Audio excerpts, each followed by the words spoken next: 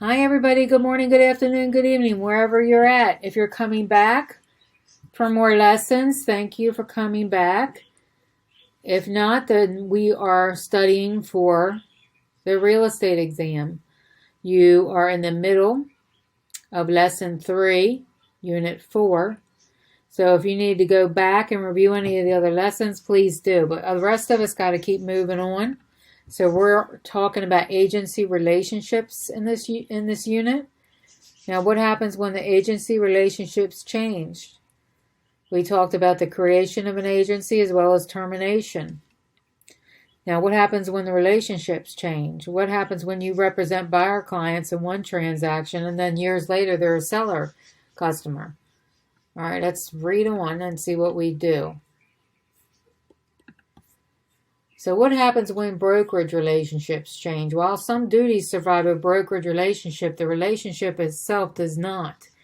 And while at times it may feel as though your clients think that they own you, you'll be happy to hear they don't. As a real estate professional, you will likely have many clients and consumers in many different transactions. Undoubtedly, there will come a time when you find yourself on opposite sides of a transaction from a former client. You aren't being disloyal to your former client when you advocate on your current client's behalf. However, you cannot use confidential information that you know about a former client during your prior relationship to give your current client an unfair advantage. Now, if you were with me on the last video, we had this exact kind of question come up. The duty of confidentiality survives the relationship. Okay. You may also represent the buyers in one transaction and the sellers in a separate. Simultaneous transactions or vice versa. It is possible to represent clients as sellers who end up as prospective purchasers on one of your listings. These kinds of things happen all the time, and it isn't a breach of your duties to clients and sellers to represent them as buyers in a separate transaction. You just cannot use confidential information to benefit your current client. That's against the law. So that's what they're talking about there. Hopefully that makes sense. We've been through enough of these examples so that we should know this. Okay, let's see what this says here. Sherry's clients, the binders, are selling their family home, want to move into a smaller house in an adjacent neighborhood. When the binders notice a home for sale that belongs to Abel's.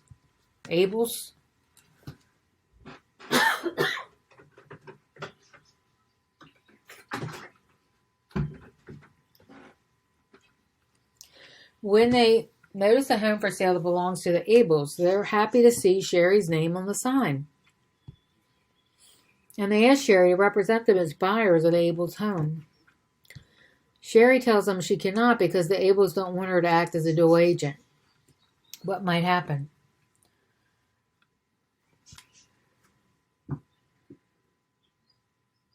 Sherry must represent the buyers because she is already representing.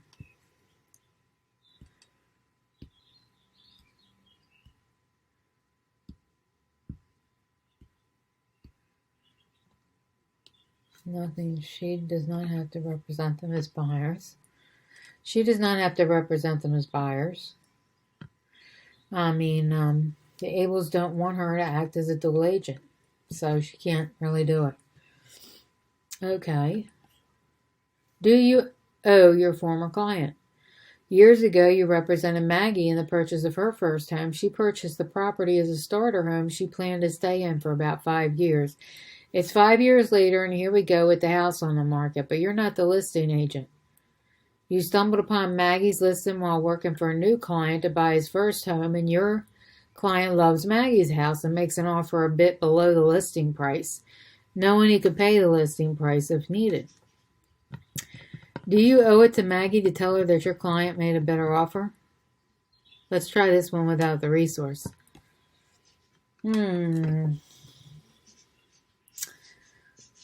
Let's see. Do you represent Maggie?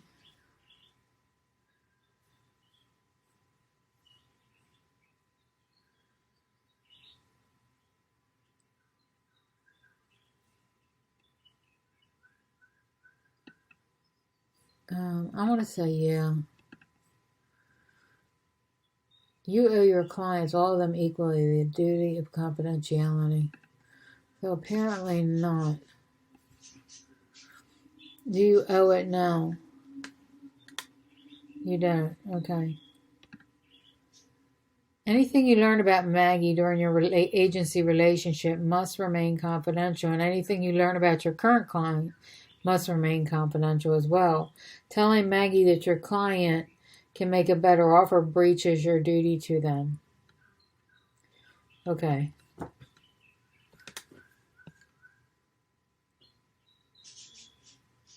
Alrighty, so that's the end of lesson 3.